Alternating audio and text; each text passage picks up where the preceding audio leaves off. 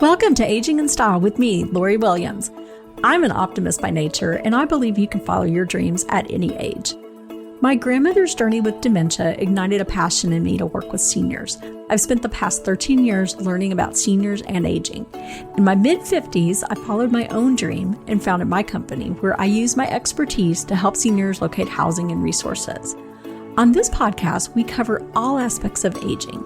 Join us each week to meet senior living experts and inspirational seniors who are following their dreams. The fact is, we're all aging, so why not do it in style? Hi, welcome to another episode of Aging in Style with Lori Williams. A couple of years ago, or right before COVID started, I had gone to an event and I heard a gentleman speak about an organization he was part of called the Coalition for Aging LGBT. And I was pretty amazed by what he said and kind of shocked that in my 14 years of working in senior living, it had never really come up to me about LGBT and senior living. And so this organization really piqued my interest. And, what they do, they have a senior housing guide that are LGBT friendly communities. And we're going to speak with two of their head people of the Coalition for Aging LGBT today on this podcast. I was looking on their website, and one thing that it said was, according to the latest U.S. Census, there are an estimated 194,451 members of the lesbian and gay community aged 45 to 90 plus living in the four largest counties of North Texas. So that's, if you live here in this area, it's Dallas, Tarrant, Collin, and Denton counties. And according to the census, 27% of all people aged 65 plus live alone. And many programs have been developed for non-LGBT aging citizens. However, access to these programs for LGBT citizens can be a challenge because of continued discrimination. And so that's what we're going to discuss today. We're going to talk about this program. We're going to talk about our aging seniors who are LGBT. And we're going to talk about what kind of things communities can do to be more aware and a better place to be for our LGBT families. So our guests today are Robert Emery, and he co-founded the Coalition for Aging LGBT, which provides support and advocacy for seniors in North Texas, and he currently serves as the treasurer. Robert is a founding member of the Dallas Way, which is a GLBT history project, which works to gather, organize, store, and present the complete GLBT history of Dallas, Texas.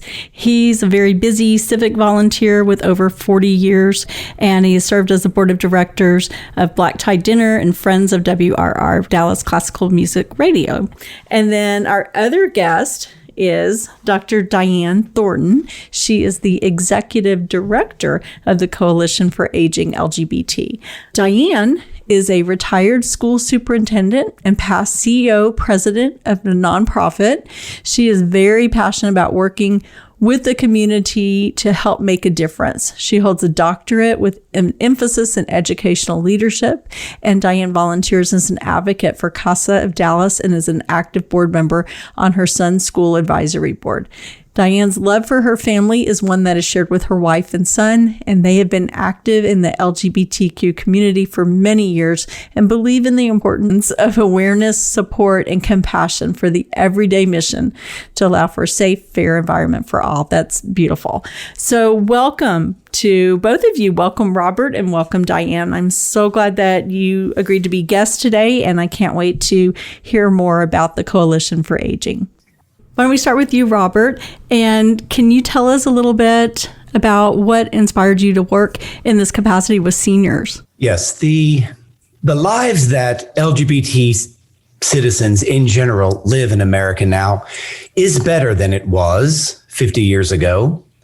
But many of us are very conscious of the fact that the rights and privileges we enjoy today were brought to us by the people who are now currently 80 years old and 90 years old.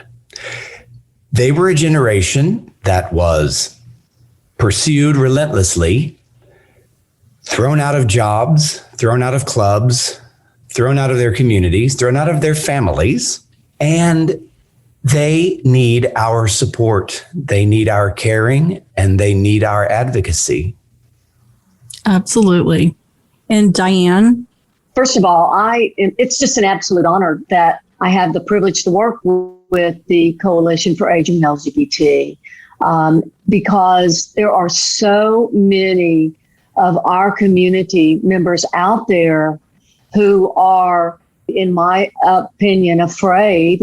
And I feel that some of them possibly have even gone back into the closet because of that fear. And if they're living in an assisted living or a senior home. And it means a great deal to me because I want to help. I want to help to provide with our organization the resources necessary for those individuals within our communities that are spread out across those 4 counties.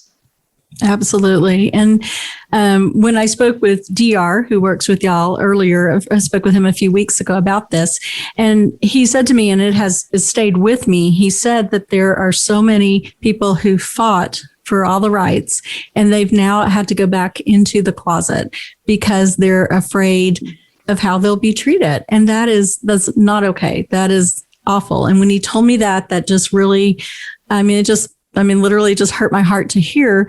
My 25-year-old son is gay. And for him, I see things are so much better now, but it just breaks my heart to think of, that these things are still happening in 2021. So tell us about the Coalition for Aging, how it was started, just, when it began, just kind of the history of it, please. In 2011, our founder was invited to the Obama White House for a meeting focused on aging in America. He was one of the few LGBT representatives in the room. And he got a lot of encouragement from people in the room saying, you should go back and focus on your LGBT seniors. He returned to Dallas. He did some research. He found that there were 200,000 LGBT seniors living in the 4 counties that make up North Texas. So we were off and running with that inspiration. Wonderful. Tell me a little about what you do, how you support, and the services that you provide. Well, first, let's back up to how we even named what those needs were. Mm-hmm. We put out a survey in 2013 to our community, and we asked them what their concerns were. And what we got back was 95% of them said their number one concern was housing. Could they age in place in their home and have home health care come in? Would they be treated fairly in their own homes? Or if they needed to go to a community, would they be welcome there? That was their number one concern. Beyond that, the coalition advocates of legally and legislatively.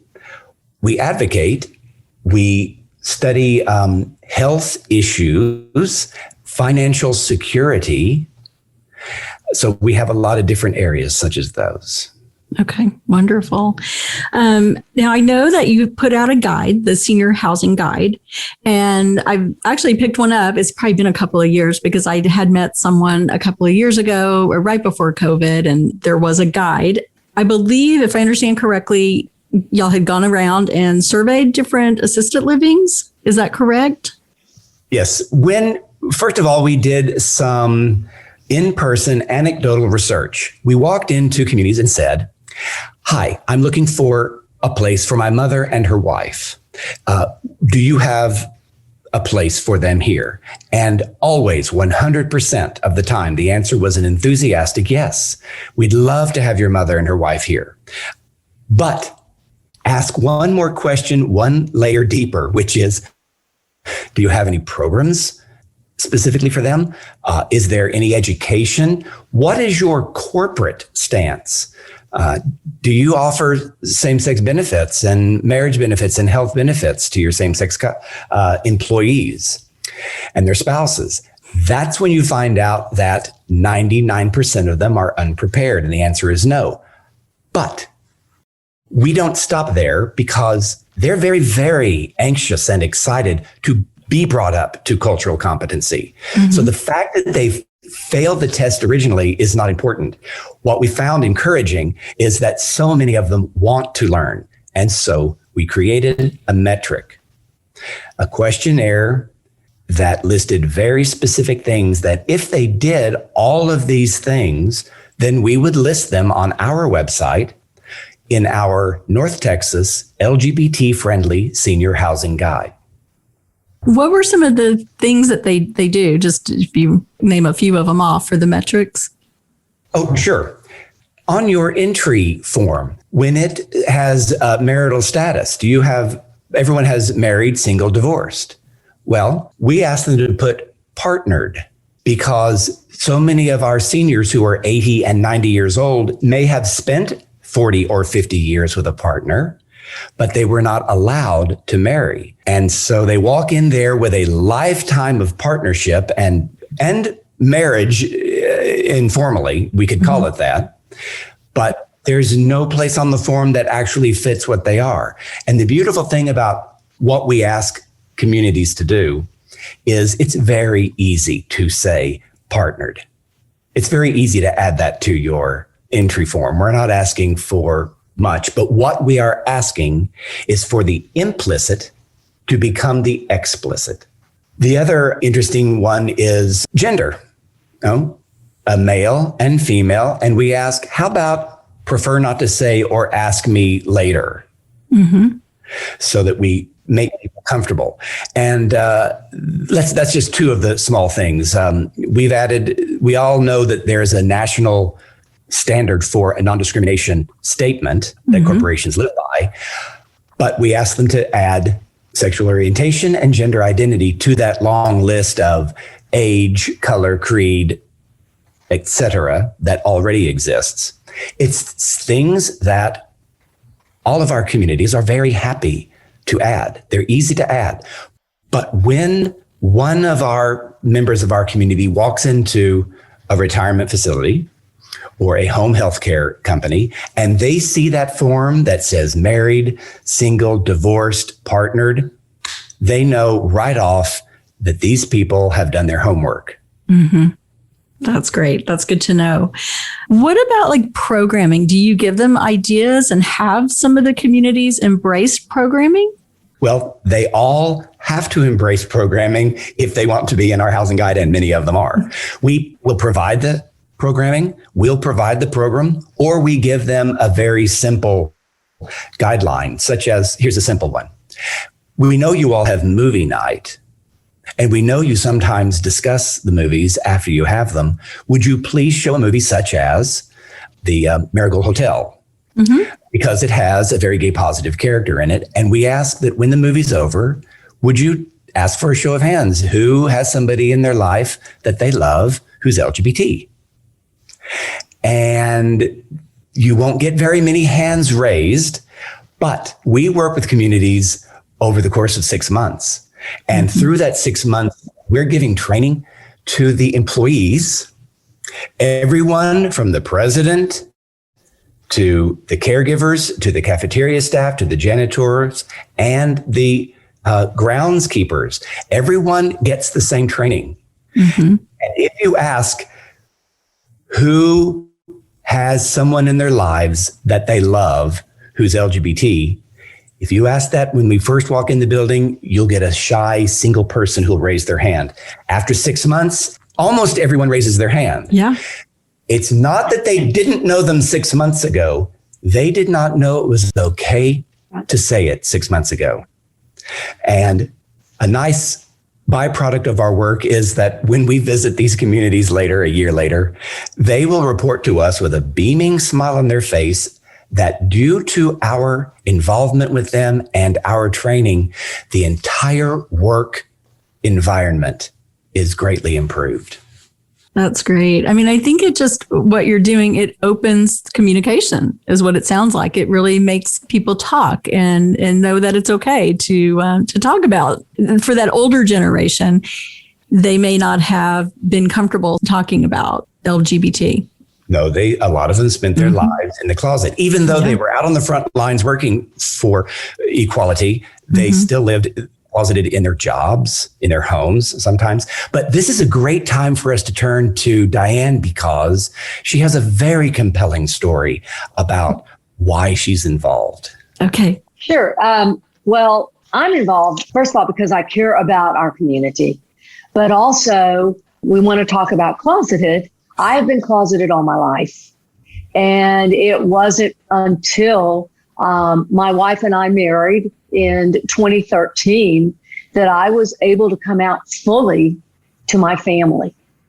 And that's a long time. Yeah. And it is the greatest feeling that I have and this inspires me.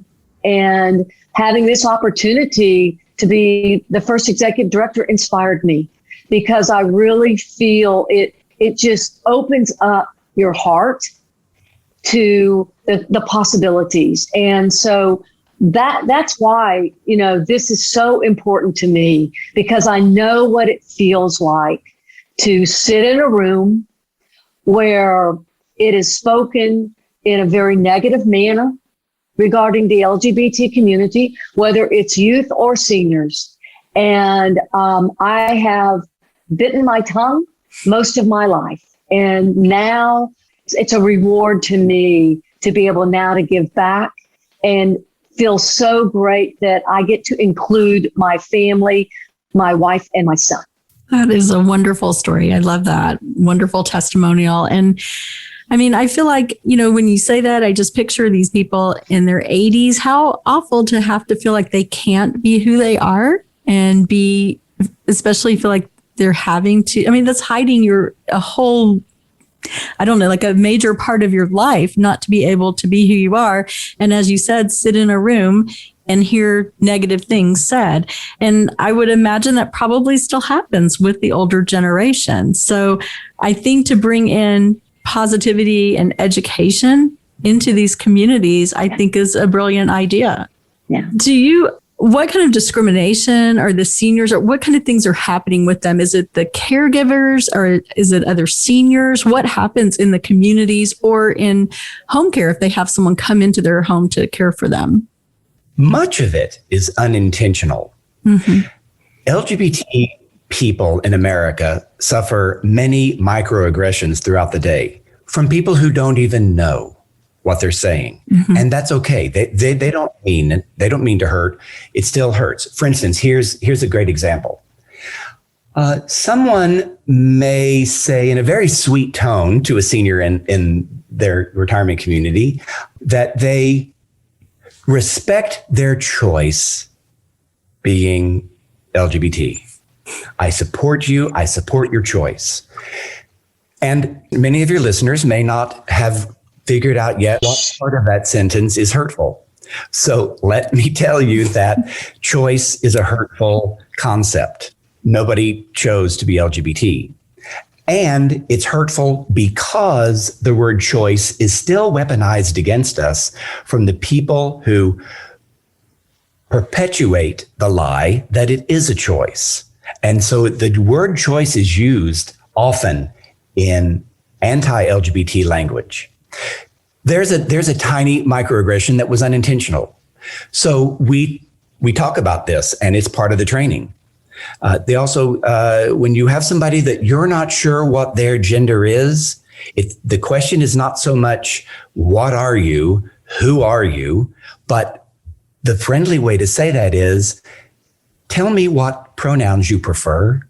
And that question speaks volumes to your awareness. So when we teach this and they learn it and they put it into practice, their lives open up. Everyone's lives open up when you learn those small things. That's great. And I can see, I heard people say that so many times and they think they're giving a compliment and do refer to the word choice. And so I think that is, I think it's a lot about awareness and education from what I'm hearing you say. When you go in, it's just to make them aware that, maybe they're not meaning to be hurtful. Maybe some people are, but many are not trying to be hurtful. So I think it's so important to make these things, these microaggressions, as you said, make people aware of them. I know there are some places. Oh, go ahead. I'm giggling because I was at a party last week, and I was speaking to a lady that I know. She's a lovely lady. And she wanted me to know, I suppose, that she accepts me. So she opened up about her grandson, who is gay. And when she did that, she said, but I guess, it could be worse. He could be a drug addict. Oh. And I thought, well, okay, I know you're trying to be positive. I know you're trying to be positive, but wow, do you have any idea? And that's what I'm talking about, that we live with all the time. Good intentioned people, but wow. Yeah. It's kind of like really stop and think that through before you say something, right? Right.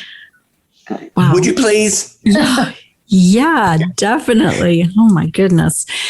So, there are some places, I've read about in Arizona that have started communities that are LGBT only, and in California. And I actually had lunch with a gentleman today who owns care homes here in Dallas. And I was talking about the podcast, and he said, well, my son is gay, and I have been thinking about starting a care home that is only for LGBTQ. And I'm like, that's amazing. So, right? So I told him I'm going to send him this podcast. Make sure he listens to it. Okay. Based on our 2013 survey, we found out something that will surprise you. LGBT people, by and large, 92%, have no interest in being in a community that is exclusively LGBT. Really? Interesting. Now, that surprises a lot, because there's lots of conversation among LGBT people that that's what they want. They want an LGBT. But when we burrowed down deeper, the refined language and the semantics is actually what they want is to live in the world, but they want the world to be culturally competent. So your friend has the right idea. If he were to go after that market, it's there and it's wanting. His prospective clients would not be as interested if there weren't some variety. Yeah. But to go from that beginning is the perfect place. Let's go from LGBT friendly or LGBT predominantly. And let's put it this way too. Anecdotally, I'll tell you that I have so many friends, allies, who have said, if you will build an LGBT exclusive, I want to live there. That's where I want to go. I want to be with y'all. So I would say to your friend, go for it, sir, but then also realize that the variety is the spice of life. Yeah, absolutely. Good point. So I always like to ask people, and as we're concluding, is there a senior in your life that inspired you? Someone you can think of that really was an inspiration to you? Diane? For me, it was my father.